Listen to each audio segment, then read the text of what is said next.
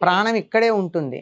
అయితే TV remote కావచ్చు, లేకపోతే సెల్ ఫోన్ యొక్క బటన్ కావచ్చు, ఇక్కడే పెట్టుకుని మనం 24 గంటలు అదివరకు ఒక వేలు ఉండేది, ఇప్పుడు 2 వేళ్లతో చేస్తున్నారు.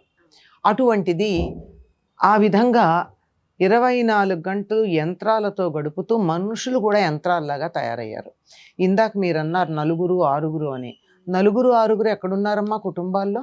నలుగురుంటే చాలా గొప్ప. భార్య, భర్త, 2 పిల్లలు. 2 పిల్లలు కూడా ఎక్కువ అనుకుంటున్నారు. ఒక్కటి అరా ఉంటున్నారు ఈ మధ్య. అరా ఎలా ఉంటారంటే ఉంది లెక్క దానికి కూడా. ఎందుకంటే అరా అంటే అసలు పిల్లలు ఉన్నారా లేదా అన్నట్టుంటే అర కాదమ్మా. రోజులు ఎక్కడా ఉండరు. రాత్రి ఏ 8ంటికో ఇంటికొచ్చి పడుకుంటారు. పొద్దున 5:30 కల్లా లేచి 6ంటికల్లా ఇంట్లోంచి బయటికి వెళ్ళిపోయే పిల్లలు ఇంట్లో ఉన్నట్టా లేనట్టా? చిన్న పిల్లలు 3 ఏళ్ళు 4 ఏళ్ల పిల్లల్ని ఆ రకంగా పంపించేస్తూ ఇంట్లో ఎక్కువ మంది లేనటువంటి పరిస్థితి.